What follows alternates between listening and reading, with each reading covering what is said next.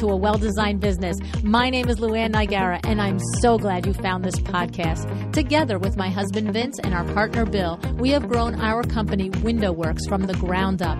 So I know and I understand the challenges you face in running your interior design business. I also know that your talent alone isn't enough to ensure your success. So on this podcast, we talk about strategies and practical steps to help you grow your business. But make no mistake about it, we have our share of fun here too, mixed in with those aha moments that I love so much. This isn't fluff. Nobody has time for that. Whether you are a new interior designer or a seasoned designer, I am here to help you create and to manage the kind of interior design firm that you dream of. It's straight talk and it's action. Are you ready? Let's get started. Hi, welcome to A Well-Designed Business. It's Power Talk Friday. And I promise you, my voice doesn't feel nearly as bad as it sounds, but I do apologize for this. You know, the show must go on, right? Well, today, the show is certainly going on. I have Amy Flurry on the show with me. And if you're not familiar with her, I highly recommend that you listen to her 2 previous episodes, which we will link in the show notes. On those episodes, we go deep into how to pitch for press and to build the relationships with the editors. Today, we're going to talk a little bit about that because I'm going to ask Amy to update us on those things and how they've changed since the last time we spoke. And we have other things for you too. Amy Flurry operates a boutique communications and brand development firm in Athens, Georgia. Along with her team and advisor, they partner with companies in the home furnishings industry to develop and implement focused communication plans, expand marketing strategies to connect to the interior design trade, and apply trend direction to product development. Amy has 2 decades of editorial experience producing features and writing for top print and online publications. In 2011, Amy authored Recipe for Press, Pitch Your Story and Create Buzz. She is a nationally recognized speaker on the subject of DIY PR. Then Recipe for Press Designer Edition came out, and this includes all the tools you need to take advantage of press and the opportunities that are available to you as interior design professionals. This #Smart Lady is also the principal of Aloka Home, which she re-energizes vintage quilts made of layers of saris that were originally hand-stitched in India 60 to 80 years ago. Wait to hear the story. Now, before we get into the interview, I'd like to remind you that early bird registration is open for Luann University, the winter 2024 semester, okay? You have until next Tuesday, December 19th, 2023, if you're listening in real time, to take advantage of the lowest prices that each course will be. Okay, and in case you haven't heard this time around, we're only doing 1 semester per year. So don't miss your chance to join me and my incredible group of instructors.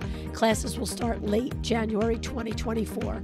For more information, go to luannuniversity.com.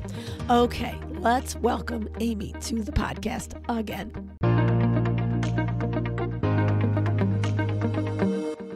Hey, Amy, thanks so much for coming back to A Well-Designed Business today. Oh, my goodness. I couldn't be happier to be here. I can't tell you how many people tell me I heard you on A Well-Designed Business on Luann's podcast. Yeah, so many years ago. I know. Well, that's what I was about to say. I'm so glad that you're back because it's been a long time since we've been able to catch up and, you know, find out what's going on in the world of press and the recipe for press. But what I've just learned, Amy, is we definitely needed to catch up because you are now in the furniture business, which is so amazing. Aloka Home. I like, surprise. Literally, you just walk me through your website. I know. And it's beautiful and it's amazing. And the thing is, I want us to tell our friends out there about the business and how you do it and why it matters to you.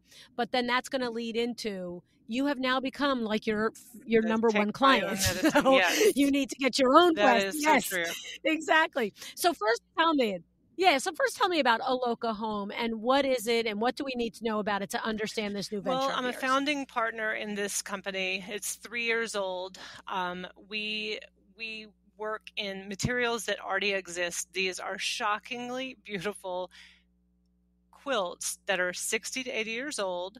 They were hand sewn in India that long ago, and they're kind of repurposed materials. They're layers of saris that the women wear, and when they retire those saris, rather than discarding them, they would sew them together and make these beautiful quilts. Now, we go through thousands to find hundreds, and we refresh them in ways that make them kind of more ready for modern living and those kinds of applications. So we shampoo, we soften them. That's our signature, and we then we see this as just a great and beautiful material that we can then put our own designs and creativity on. So we do some botanical overdyes, and these being one of a kind pieces, you're never going to see the same piece again. And designers love that, but I feel good about that because we're really working with things that already existed. Now, we knew from the very beginning these pieces were so strong, inherently strong, because they were so closely stitched by hand. And then over time, they were patched. And so you have this beautiful story in this one fabric of a life of a quilt. We knew they were strong enough to upholster with, and we began messing around with that on mid-century pieces and taking them to High Point Market, where we were already selling our quilts at Cisco Home and at Red Egg.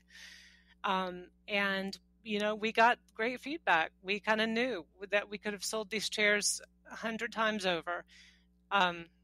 That's what market is great for. You just get this feedback. You just never know. Right. You think you're taking something for a prop, or we were like, well, yeah, we need something to sit on. We should take these because we covered them. We reupholstered them in our quilts, and they're looking great. Of course, we should have them there. And then it's like that's the only thing people would see. Oh my goodness, that's hysterical. So you go to sell the quilts and people, you had reupholstered a piece of furniture. Oh my God. And that's the beauty of And they're market. like, wait, I don't want That's that, I want market. that. That's what I've learned over these years. It's like, it's you're testing things, it's a great way. It's a great place to get some good feedback. And designers tell you things also. They tell you what should exist in the world. And that's why I love designers, because they just see it. They don't hold back. Right? That's it. So, it's the truth, right? So when we always thought we were putting this on vintage pieces.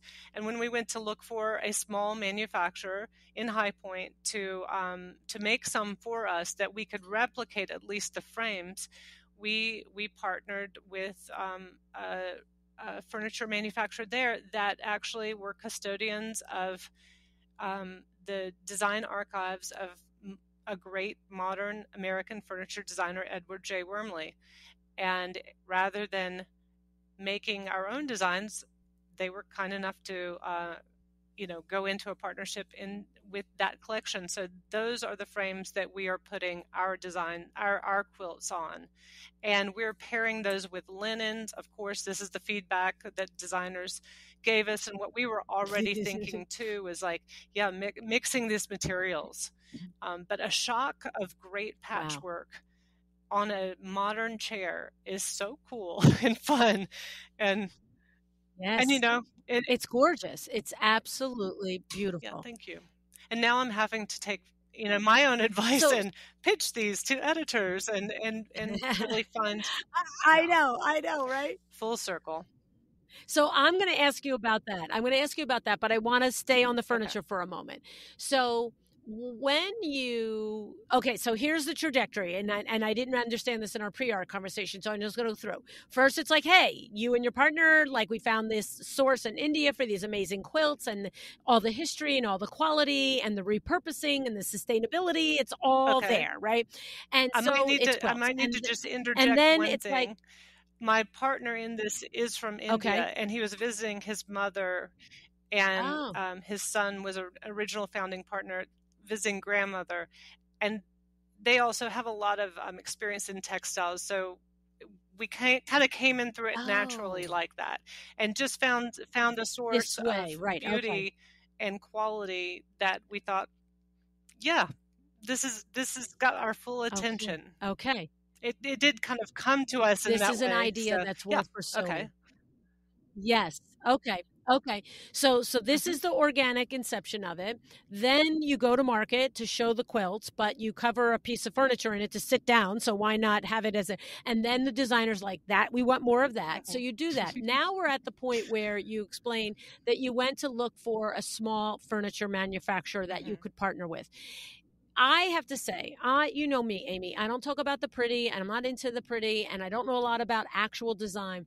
But when I looked at your website and I saw the Edward J. Hmm. Wormley, the Hmm. pieces, I instantly understood when you said that this person, that this small manufacturer owned the design archives of this man's Hmm. creations. It's like I've done interviews with Hmm. Scott Kravitz where they go and they purchase archival stuff, and now it's part of their Right. museum collection, right? And so they can make fabrics off of it because they own it. I remember Stacey Garcia back in the first year explained that was how she started Stacey Garcia Textiles, by taking, I think it was her and her husband's last like X amount of thousands of dollars without asking him, and buying this archive stuff, right? So I get the process and I get that thing. But my question is, was that also a stroke of luck that the manufacturer that you approached also owned these archives, or did you approach them because you knew they had access to the I did archives? not know that. And my partner, who was given the job, who was tasked with finding a small company, a small manufacturer for us, because we weren't looking to, we were looking to do a small collection, um, did not know it. And I think we were given the recommendation. And then when I went to the website and started looking around at their work, I was like, what what in the world? What is, I know this name. Wait a minute. And it is a special case. Yeah, Wait a wait minute. a minute. And of course I thought I was the first to have discovered it and learned that. And that's not the case. That's not the Right, right, case. But right. they were kind of on the low. They have done some pretty major collaborations. One was with Baker, and Curry and Company. Okay.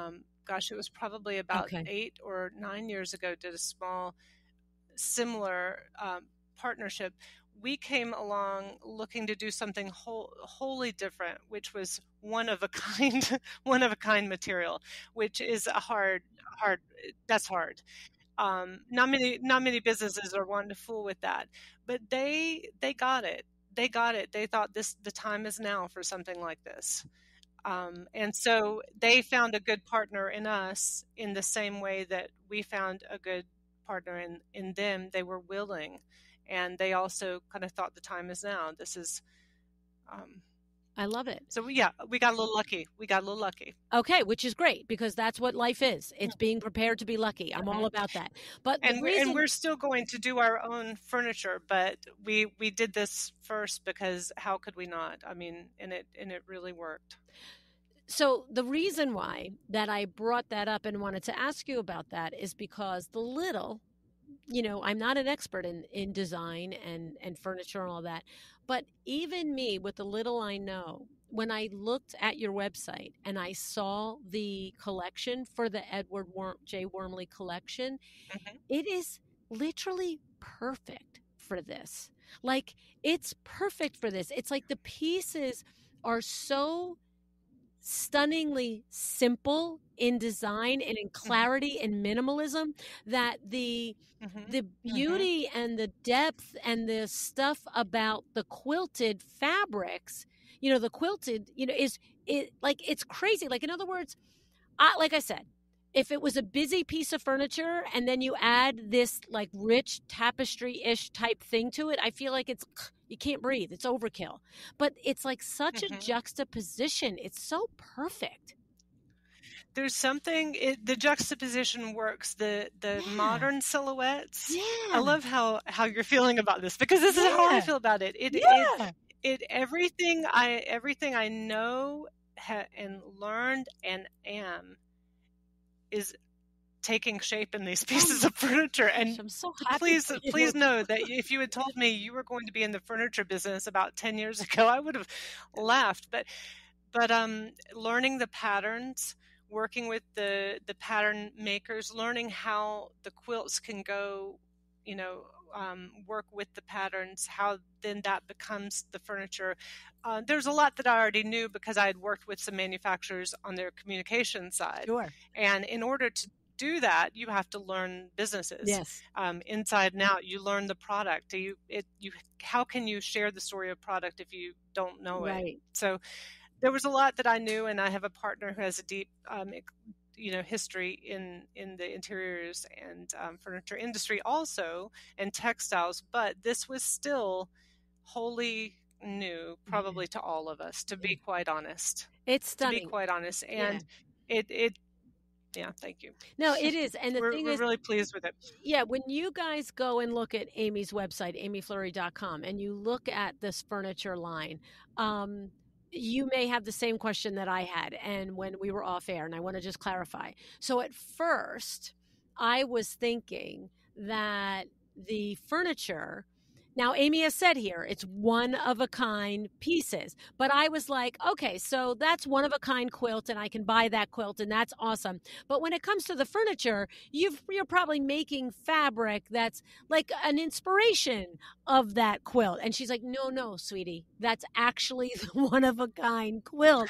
from 60 to 80 years ago. Some of these hands made 60 to 80 years ago. Given to the manufacturer, and they are making your chair from it. Like, it's nuts. And the frames are repeatable. The designs, those designs, we have a small collection of designs that are repeatable, but the fabric on them are one of a kind materials. It's mind-boggling. It's mind-boggling, and it's so funny is that I'm having a visceral reaction to it. Like, I'm really like, whoa, that's beautiful. People actually have emotional responses to these quilts and the designers who have supported us and gotten it from the beginning, and they, these are the layering pieces at the end of projects, and you need things that really that make it, that finish it off, and make it one of a kind design. They have, but the fact, I don't know, it's something about them. It's something about just how strong they are over all of these years, and it's a patchwork. And people have told me, like, this is like me. I'm a patchwork, and I'm strong. Yeah, and truly, I am. Oh my gosh, it's amazing. Luann, a quilt is coming your way. I want this one that I think looks like you. Thank you. Oh my gosh, it's really something, and I encourage you guys to look. And what's funny is, I'm racking my brain trying to recall the name of the program that Jaipur did, and we'll find it and put it in the show notes. But it's reminding me, Amy, when I interviewed Asha. I interviewed Asha, and she told me the story of her business. But then when I interviewed her brother, he told me the story of, like, when they make all the artisans that they employ, and all of the great practices that they do to have artisans make a living wage and not like a crazy, take advantage wage. He said that, I believe he said it was another sister that was like, what are we doing with all this leftover yarn? Like, what are we doing with this? And together they came up with, and I can't remember the name of the program, but we'll find it for the show notes. But what they do is they go back to the artisans and they say, here's all of this wool and this yarn left over. Create your own one of a kind rug. I have seen some of those. Oh my God, quilts. have you seen them? I mean, I'm sorry, rugs. Yeah, at Jaipur. Yeah, and they are tremendous. It is, yeah. And it's that same thing as I'm looking at your furniture line, and I'm picturing sari after sari sewn together to create this beautiful thing that's 60, 80 years old. It's that, like you said, it's like that thing of, like, when somebody says, I'm a patchwork and I'm strong. It is very much that. It's not just it's not a chair. It's a chair with history and beauty and workmanship and and strength. strength. It's Most crazy. important, strength, because you can't upholster. If you upholster things and it's not strong, it's not gonna, Right. it's not gonna Right. work. You're gonna get holes, and that's, I think, what the manufacturer, Dunbar Furniture, was impressed with, was just how strong these things were. Yeah. Yeah. They had not Yeah. upholstered with that. A lot of people have tried to fool with it, but it's hard, but it's good hard. Yeah. Yeah. Yeah. Yeah. And thank you for letting me just express that these are old. Like, people sometimes do ask, probably because of the success of Jaipur and their programs with women making the new things. Like, they ask me, so when you're designing these and those women are making them, and I'm like, no. These were made by families way back, like in Wow. the 30s, 40s, 50s, and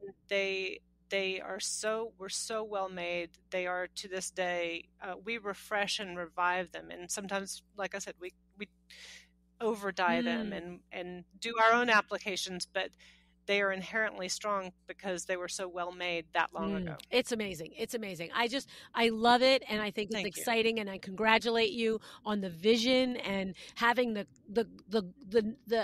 courage. You know what I mean? Like, literally, like you said, like, Well, we're asking a manufacturer to make a one-off chair. Like most people are like, how many yards are you going to get us? We'll make 6,000 of them and we'll sell them all at the end of the month. Like, I mean, come on, right? If I've learned nothing from you, it's like to take the business of this seriously. So we did go into it with a business plan to be in this business for a while. Good for you. And to put systems in place, even behind the one of a kinds. But what we're not looking to do is to sell 6,000 thousands of these a month. No, that's we're not that. Yeah. But we're also, and I think you'll appreciate this, we're also not pricing it as art to where people are like, yeah, no. Okay, that is interesting. Yeah, I love it. But right? Yeah, these are functional pieces that we want them to be used, and we want to create a reasonable, lovely business. That's nice. I love it. I love it. So I encourage you guys to go check this out. Now, here's the thing. So now, Amy, you have to now rely on your very sound professional expertise, which is, how do I tell the world about this product and this company that we've started that you're doing? And of course, we need to go to Recipe for Press. Like how do we get the word out? And so you have your two books, Recipe for Press and Recipe for Press for Designers. You have other products that go with it, your press wheel and all the different things. So now you are like, look, I know that your book was written on the great principles because you were an editor. You wrote it from how should you pitch me? Like, it's not like there was any debate if you knew what you were talking about, but you are now going back. And so in this new era, it's, 2023, what's different in pitching for press and pitching for product recognition and stuff? And from what you have taught us on previous episodes, is there new things, new ideas that we have to think about when pitching for press? Yes. So much has changed. The fundamentals remain the same, and I bet you could write a fundamentals of pitching podcast. I bet you could write that book too, and you would say some of the same things that are in that book. Like, you get it or you don't. But let's start with what has changed. The heavyweights that used to change businesses when you landed press, you just don't have that kind of response anymore. You get a project in this, and your business is going to look differently because of that. There is so much opportunity for press; it's saturated. Okay. And you never know which one is actually going to move the needle. But here's the thing: if you go into it with you have to move the needle, you're not going to be successful, because it's not any editor's job to make your business. An editor is there because they are putting something together that has a point of view, and they're looking for projects and stories and ideas to fit into that point of view, that publication. Just like a well-designed business is speaking on business and interior design. You say you're not doing pretty. That's not your focus. Your focus is how to build a better business, how to put together systems, how to explore how people have done this and all the ways that people can be successful. So press is really about aligning with the best fit and finding those. So naturally, designers want to say, well, Elle decor, house beautiful, the heavyweights, veranda, but they're not thinking that actual work and other opportunities could come from things like, for example, alumni magazines, hyper local newsletters and publications that go directly into mailboxes of the areas that you want projects from, trade publications, there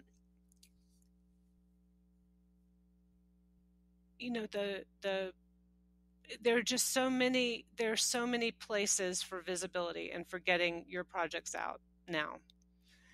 Online versus print.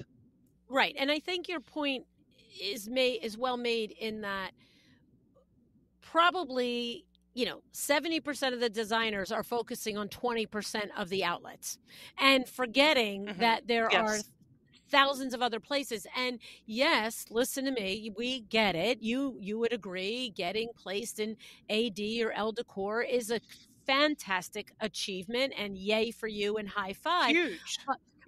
Right. So nobody's taking that away, but there's 1,000 places before that will actually earn you business in each of those other places that'll translate to business, right? Yes.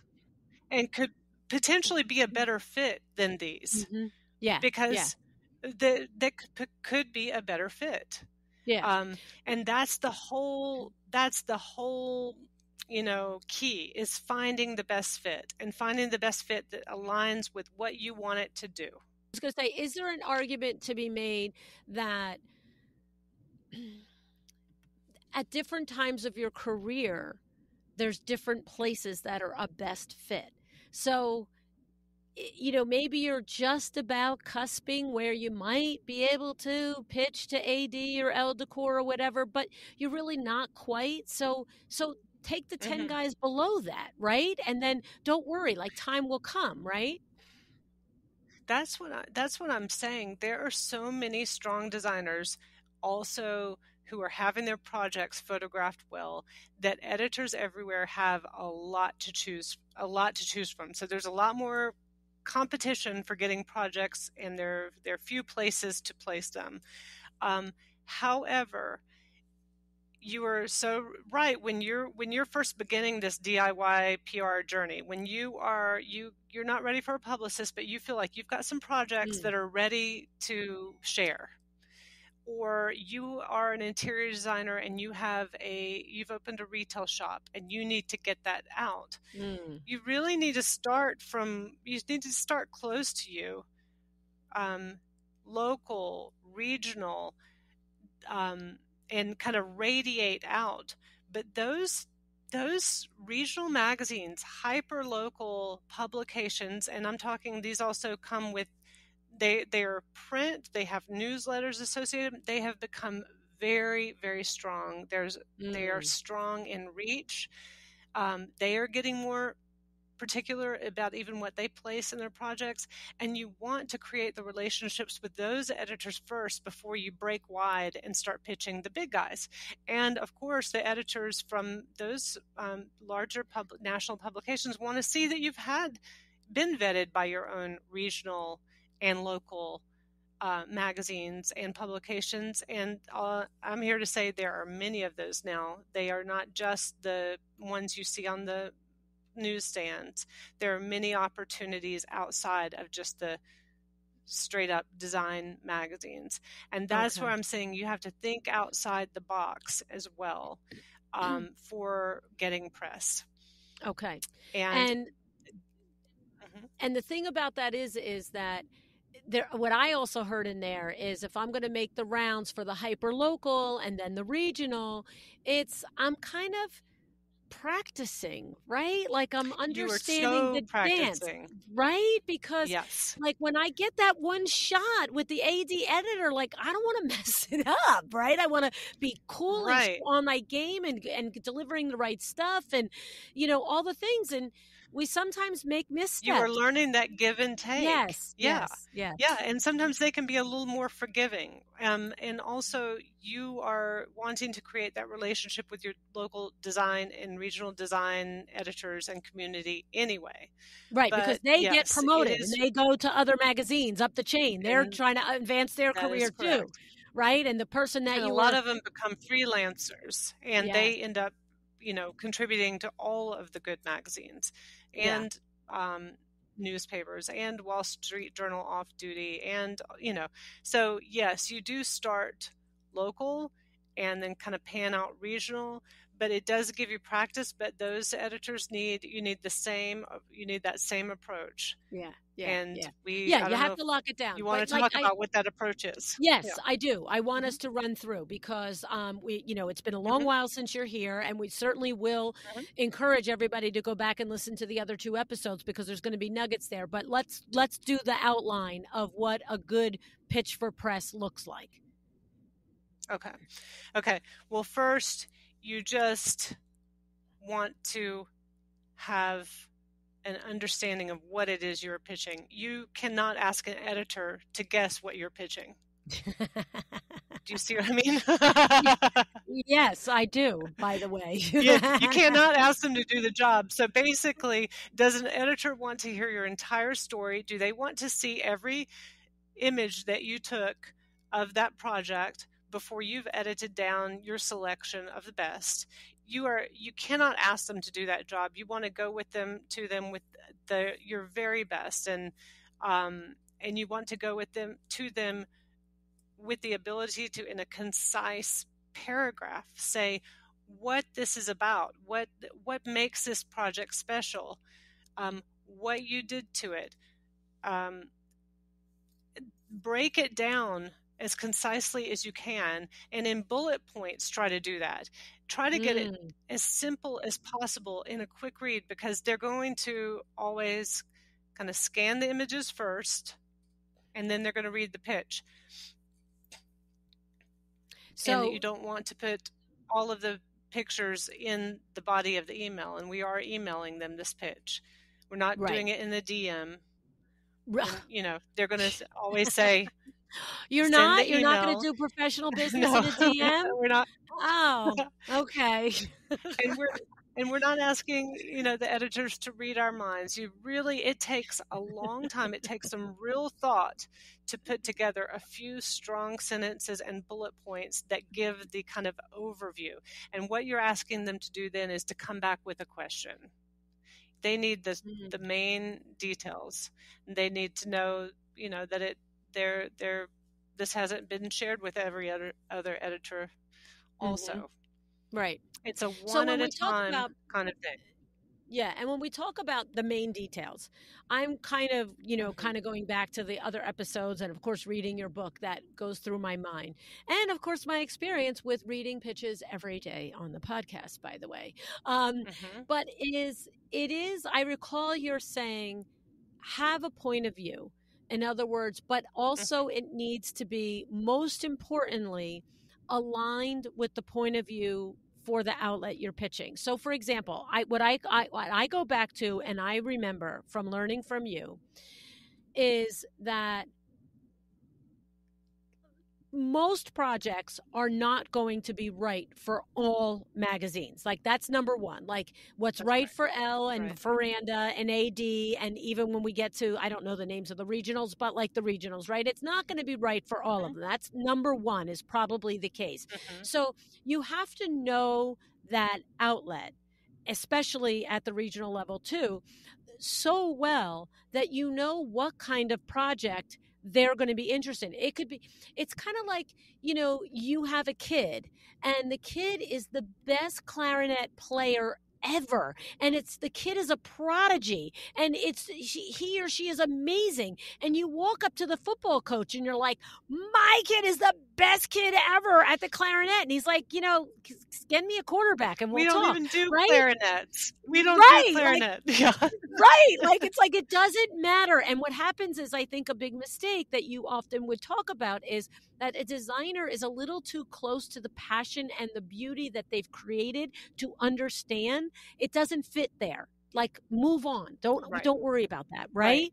Don't get hung up on it. Right. But how do you know that? How do you know if it's a good fit or not? You actually take the time to read it beforehand. And you read a couple of a crazy thought, right? And this is where we just need to all slow down and just think, like, imagine you're on the other side and being pitched. Yeah. Yeah. We've got homework to do if we want to do a collaboration. Are we a good fit? Do we share the same audience? Do we complement each other? Do we add something? Are we bringing something interesting, new? That is the same thing when you're pitching editors. So yeah, you definitely, on any level, you just want to read what they're doing, and if you see things that you get that sense that, like, hey, that could be me, or if you insert your project, and projects take a little time, they take more time to place, and that's, we should acknowledge that. They're not a lot of opportunities just for whole house projects too. We need to know that sometimes just the kitchen is a great placement. We can't think that every editor is going to pick up the whole house. But if you're reading that and you're looking at it and you really are honest with yourself, or you have somebody that can be honest with you, and you say, insert my project here. Is that a good fit? Does it look like it belongs there? Right. It's like Elmo. Which one of these doesn't belong? Yeah. Yeah.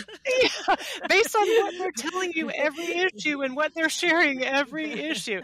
And it's the same could be true for, like, hey, I'm pitching a designer profile, but they've never profiled a designer there.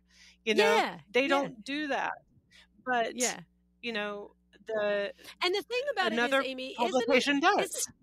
And isn't it possible, like, probably not often, okay, but isn't it possible that you can kind of tweak it? So, for example, in maybe I've got a story and I'm going to go local with it, regional, and it's like, I don't know, I'm going to make something up. Like, this was a farm that was, handed down to generation, and now the 16th grandchild is going to renovate it, and it's amazing. And maybe this is warranted in a full spread in a regional local magazine because it talks about the community and the design is beautiful and blah, blah, blah.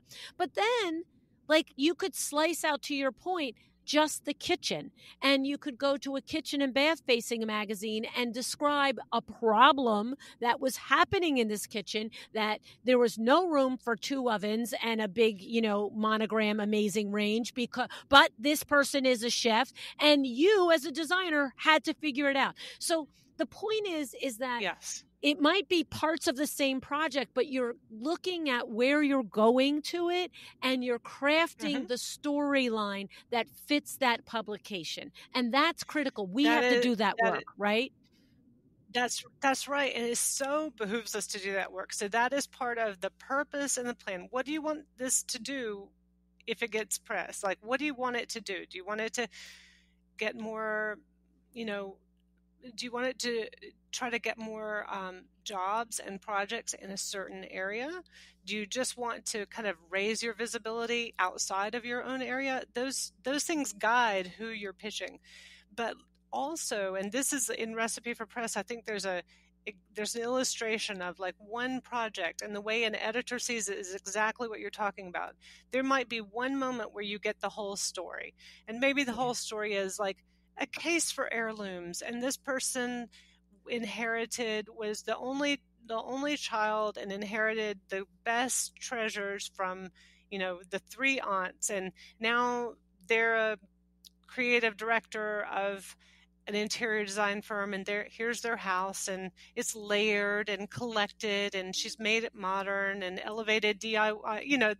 That's a story. Yeah. That's a full story. Right. It's a designer's home kind of thing. Then you start to dissect it. You're like, the kids' rooms are very promising here for a story on their own because of this, this, and this. Right. That's a story. The bathrooms are small because it's in a Queen Anne, Victorian, and how did they kind of maximize the space, or how did they get great organization in the kitchen, in an old kitchen, all Right. those different stories. And that's how I, as an editor and writer, used to dissect any one project. It just maximized the potential, because really the hardest thing to place is the full project. But there's a lot of nuggets. I wouldn't be discouraged if you don't place a full project, because truly, and any great publicist would try to do this, is find the most promising stories within that project. Mm-hmm. Memorable stories, the most Projects memorable stories, right? Yeah, and memorable. And projects can also take like years to land, even in a regional magazine. So sometimes the designers don't want to wait. So you have to ask yourself, are you willing to wait because you think you've got that one strong story and it's a good fit, and you have every reason to believe that you could, you've created relationships with the editors and they are ready for you?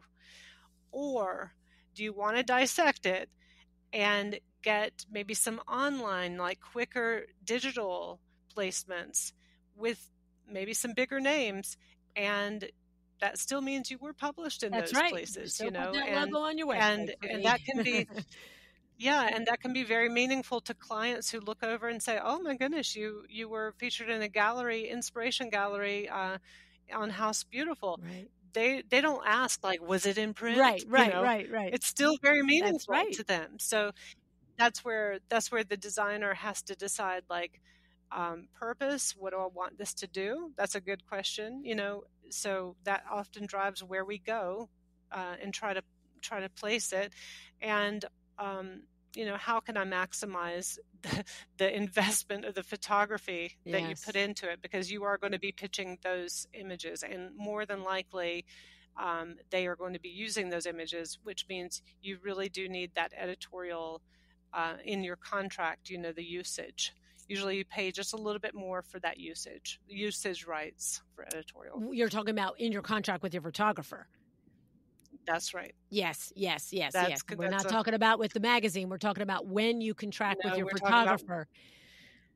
Get usage rights. Photography is so key, because the editorial team's budgets is small. So very few are coming behind and reshooting. They're quite often using the images that you're pitching with. Yeah, which is a little crazy to me, but that's okay. That's another problem.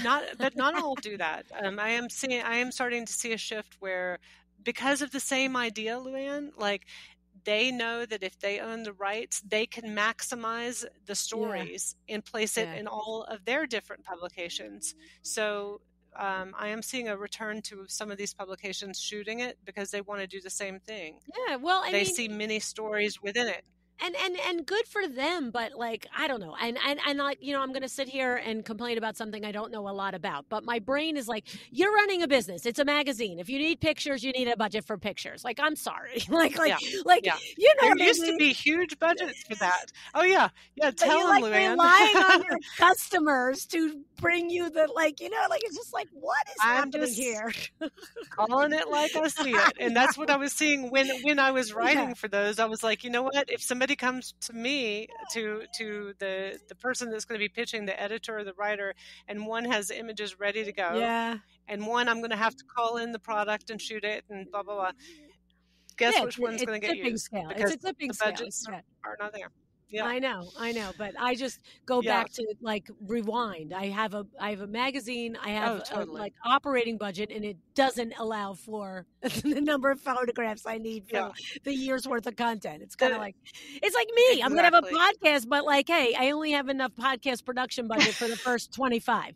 The rest of them, Right. like, you Right. guys come with your own producers, okay? Come with your own audio editors. Come with your own writers. Like, it's like insanity to me. But It's I true. get it. It's true. You're seeing you're um yeah, and their businesses have changed, and now they've and I think half of the budget's going away so quickly was them trying to figure it out, like where Yeah, is our and business? print was But that's going another. away. That's Yeah, I don't yeah, know enough that's about the exactly right. business And it was model coming on really digital. to complain. I have to say. Yeah, you know, but like, there are so many places and opportunities for placements. I'm thinking also of manufacturers have a lot of some of them have their own magazines now, unbelievable magazines. Some of them have areas online where there are digital features of the designers who use their like visual comforts has a designer feature.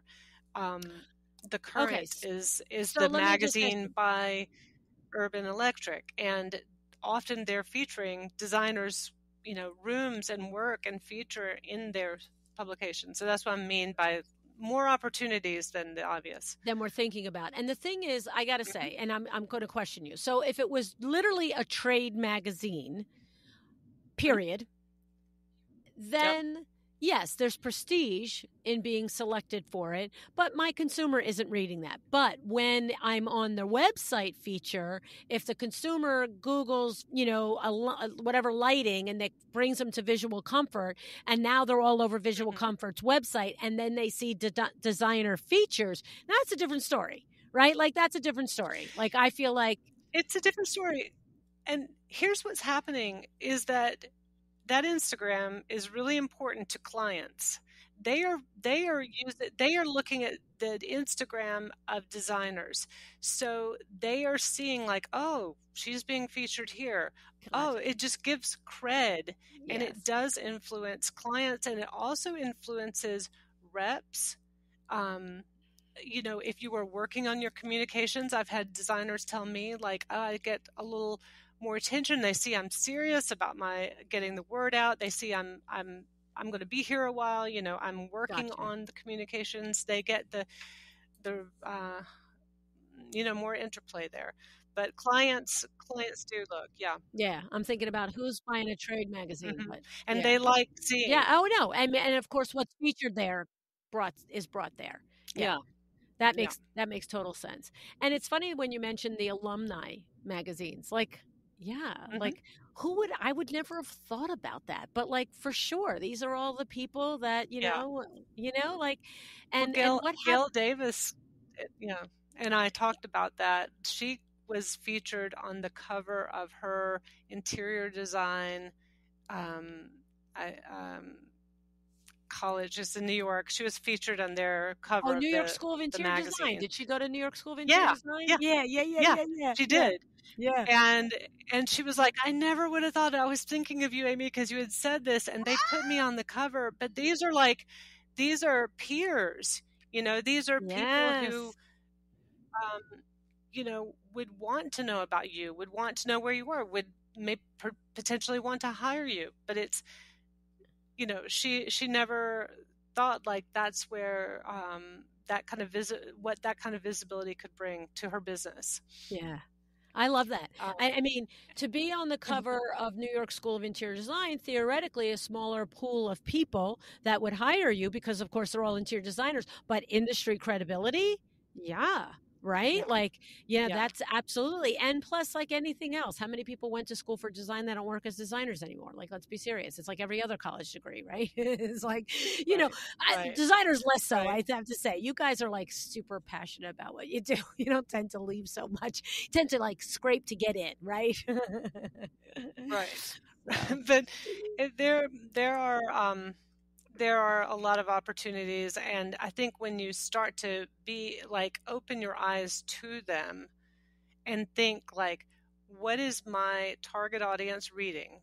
if we're in this, why am I doing this? Do I want press because I want what? Do I want more people to know what I'm doing? If that's the case, what are they reading? What are they reading in your city? What are they reading in your area? What are the influential publications? Learn what they are reading outside of even the, obvious. Yeah. Oftentimes it's like, who shares that same audience? Yeah, no, I mean, I agree. It's like, it's you have to get clear first, like everything else. Who do we want to speak to? And then find out, where are they? What are they doing? Like you're saying, where do they show up? What do they read? What are they Googling? What are they doing online? And I think that's awesome. And you would just be surprised. If you really ask yourself that question, then you're going to unearth some very interesting places that you could potentially be featured that would then allow people to know what you're doing. And it might not be really even in the interiors world. Yeah. But because everybody has, some form, we have so many channels of communications, newsletters. We're always featuring and writing and looking for more ideas, more people to talk about, to share. That crossover, that's where you're going to find like gold. Yeah. And that's what is so different about this than 10 years ago. Just the opportunities have opened up. That's so good. What I love is you have a host of products on your website that help us figure this out. You have the recipe for press book. You have the recipe for press designer edition. You have the media list, press media list, the pitch wheel, the pitch roadmap. And you know what, the one that I really like too, because I think this is an area that a lot of people drop the ball, is you have the post press kit.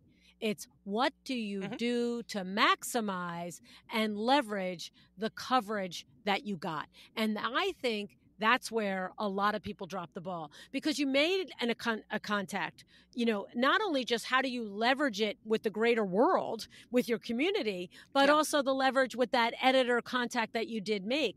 And so I love that download. I think that's like outstanding information. Do you feel that like a lot of people, like they get the press and then that's it, they're excited and okay, let's go back and try and churn something else? Yeah, they wait for something to happen, or they move on. Just like we oftentimes move on too quickly from things because we just get excited about the next. But they're waiting for it to do the work. Whereas now, again, we all have these channels. How do we share it? How do we take the time to tag the right people who were involved, who will then share it again? Yeah. How do we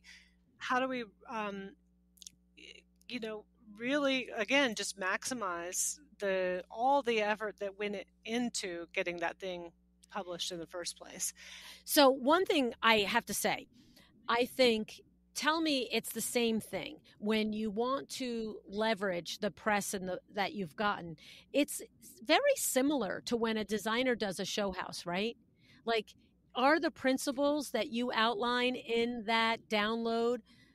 Because one of the things I find is, when you just said they just sit back and wait for magic to happen, like that's what happens. People invest tons of dollars and time and energy into doing a show house. And then it's like the show house is done, they pack up, they go home.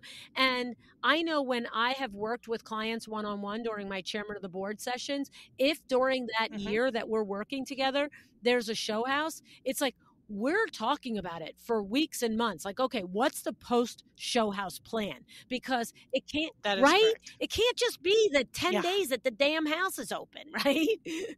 Oh, no. Yeah, you want to calendar out how many times you're going to mention it. It's going to go in your newsletters. It's going to have social posts dedicated. You can revisit it from another angle. Again, always different angles. But you were going to write thank you notes. That's the thing, right? You're going to remember to do posts, maybe just to thank the people, the editors, the writers, the photographer, for it coming around. You're going to find another angle, a business angle, to talk about it in another newsletter down the road. You're going to give beautiful images to people and other collaborators, maybe the flower, the stylist, or we're gonna help them create, right, like the window treatment people. How about them?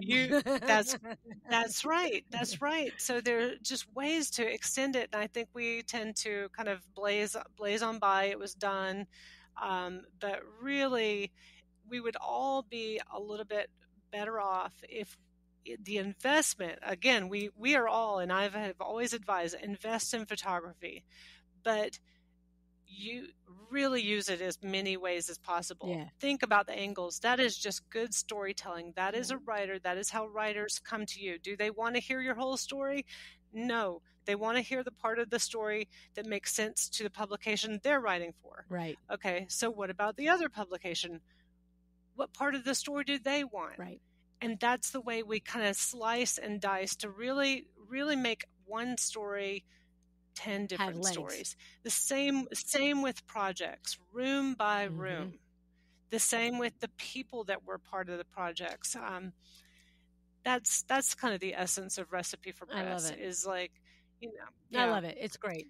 And it just keeps going afterwards. So that post press, how do you maximize and leverage that press coverage? Is all the downloads on your website. You go to amyflurry.com. All the downloads on your website are the books. Everything is worthwhile. I love all of them. I've read both books.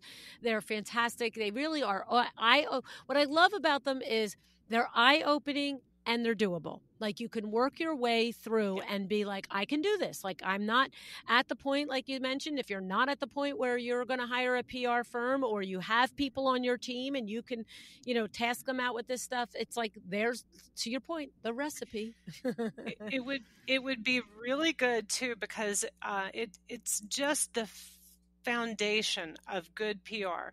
So if you know what that means, it's demystifying what that means. Yes. And once you know it, and once you practice it too, when you get to the point when you need a publicist, you will hold them accountable to good PR because you know it. You know the difference. And you know what it takes. You won't undermine efforts, and you will also, expect that of them too if they're representing you. Yes, and you'll also show up as a better partner, understanding what it is that they have to do, and so don't talk in a circle. Get to what you need to deliver to them, and blah blah blah. Right? I mean, it's like anything else. Quick responders. Yeah, quick responders. Get a lot of press because these editors and writers are on deadlines. Sometimes it's just as simple as that, and people who don't complain because. When you try to be helpful, but you understand it's not advertisement. This is press. Right. And sometimes things get cut or sometimes things get shortened and you thought it was going to be a feature and it ends up a quarter of a page. Be grateful because it's still somebody took the time to put that together. I hear you. You and I have spent a lot of time today. You've spent a lot of time on my story. And I really couldn't be more grateful for that. But that's because you know your audience and you're trying to give them something good and different and meaningful. Exactly. And that's all we're trying to do when we pitch is to give something good that is special, that fits, with the audience. That's right. It's not about the editors being a diva, and it's not about the editors being like, oh, spoon feed me the stuff. It's about that everybody is busy. And if what they are doing is in the public domain, if their magazine is in the public domain, and you have the ability to research it, read it, pay attention to it, and you actually find out that they have never in 20 years published a kitchen. I don't care how pretty your kitchen is. They don't want a kitchen. And they're not being snotty and they're not being unkind. They're just like, what are you doing? Right? And it's like the same thing. So it's not like, oh, I'm all who I think I am. It's just that if you listen to one episode, I'm not going to sit here and talk to you about, I want to teach other designers how to style bookshelves. It's like, get out of here. I'm not talking about that. And I think you'd be nice enough to give people a second, a a second chance, but a lot of people just move on. That's the have the lasting template impression. email. And You're you don't- welcome to reframe your pitch to what we talk about. Correct. Yeah, you're making it easy. I don't know. But it is. It's just, it's funny because a lot of my podcasting colleagues are not in the industry, but in podcasting industry. Look, I talk on business. This is interior design business, but business is business. Like I could talk on any business show. And I literally have been on so few business industry podcasts because I have not been willing to take the time to listen to multiple episodes so that I can make a recipe for press pitch, because I've read your book and I know the right way to do it. And I'm just like, you know what, until I'm willing to listen to 3 or 4 of their shows, we're not doing it. And so every year, it's the time of year where we're going to have our big, team meeting and plan next year. And they're like, we got to get you on podcast. And I'll be like, whoever's going to research it, but it ain't going to be me. And we're not doing dumb pitches. I'm like, listen, you do not have my okay to just pitch me. Right. Yeah. And I'm not going to show up and look like an idiot because I don't know who I'm talking to. But it's work. And that's what you're saying. That's the point. Like, it's work. I'm not. Yeah, it's work. And so when you're ready to do it, you do the work. And when I pitched your podcast, you had that questions, and maybe one of them should be, have you listened to at least 3 episodes of is this there? Okay, good. I just want to make sure it is. But now a lot of the publications are doing the same. They are saying, here's how to pitch. We won't consider it unless you go through this way, which actually streamlines a lot of things. But what it is asking you and what it is guiding you to do is to do the work. It's giving you a cheat sheet. Is what answer these questions. It's gonna take time. It's going to take time. Well, and the good thing is when you go through my process, if the answer is yes, half your work is done. 3/4 of your work is done. Now I'm not chasing you for all that crap. It's all done. You know what I mean? That's right. But no, that's it. It is, when we pitch for press as designers, it is work. And understand that the work up front is yours. But when you do it, and it does take time. Yes, but when you do it and you do it thoughtfully and you follow Amy's suggestions in the books, you can be successful at it and it can pay off for you. Yeah. But it is not throwing spaghetti. Plenty of people are, because that's not going to work. So no, I appreciate it. And plenty of people read it and they're like, they get it. They're like, I got it. And somebody's going to get it pressed. Why not it be you? Right. Don't let yourself get in the way, but go about it properly, to where you're respecting the person on the other side and what they need to give it a good consideration. No, it's awesome. I love it. Your advice is always so sound and so great. I'm so glad we had a chance to do this again. It had been way too long, my friend. Goodness. So thank you for being here. Oh, yeah. I completely enjoyed my time together with you. Thank you.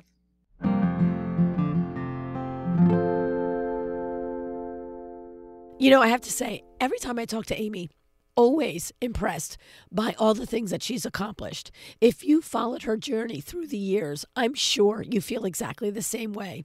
Of course, she keeps being a pro at teaching us how to take advantage of media opportunities. But she's also taken on this new adventure with Aloka Home. And oh my goodness, you have to look at the website. It blew my mind, right? If you visit her Aloka Home website, you'll be able to see all the beautiful quilts that she was talking to us about. And you'll probably also have that same emotional response when you look at them, like it happened to me, okay? Knowing that there's a story behind each one of them, I don't know, that just somehow always touches me, right? I had referenced during the conversation Jaipur's program, and of course you had to go look it up because it was driving me crazy, and it's called the Manchaha Initiative, the Manchaha Initiative. And back on episode 757, Nitesh Chaudhary told us how it originated and the power that the program has brought into the lives of the artisans in India that are part of that initiative with Jaipur. We will link that episode in the show notes. It's a not miss episode. Both of the episodes with Asha and Nitesh from Jaipur are not miss episodes, I promise you. Now, as you know, getting the word out about a new business is not always easy. Luckily, Amy has all the knowledge on how to take advantage of opportunities to put yourself and your business out in the media. So maybe it's a little easier for her, right? But if you're currently struggling with this, I highly encourage you to take to check out Amy's Recipe for Press books. Okay, these are literal a walkthrough, a how to pitch your project, when to follow up, smart ways to steer clear of little mistakes that have been proven to kill big opportunities. Okay. And I have to say, trust me, I read dozens of pitches every day. I have to tell you, I would say 80% of people do it wrong. All right. And the thing is, a good pitch stands out so nicely. All right. And Amy's books are the exact formula on how to do it. Okay. Amy just mentioned, the fundamentals for pitching ourselves for press remain the same from when she was here originally. Okay. But she also explained that we're now in a saturated market, partly in part, I have to say, because Amy's been telling everybody how to do it, right? She's been out there these last 7 years educating and encouraging the interior design industry to pitch. Okay, so it makes more sense that there's more competition from press. All right, but that's why she had this tweak to her messaging to us today. She's telling you to think beyond the big publications, to look for the other avenues. Leaning into the local publications has always been a strategy of hers, right? But the alumni magazines and the trade publications, okay? In fact, Amy has always said, start local and radiate out when it comes to design publication outlets. That message has been consistent. But this out of the box thinking with the trade and the alumni, I just wonder if it made you think of maybe some others that, you don't think about, right? So read her books, create a strong, clear, cohesive pitch, and start creating relationships with these editors. And once you've got some press opportunities under your belt, then you can consistently grow and go after the big guys eventually one day, right? I always enjoy having Amy on the show. And if this is your first time listening to her, as I said, check out her previous episodes 108 and 323. All right, you're going to love them. She's a great lady. Thank you, Amy, for joining me today. I appreciate you. And thank you for listening. Decide to be excellent.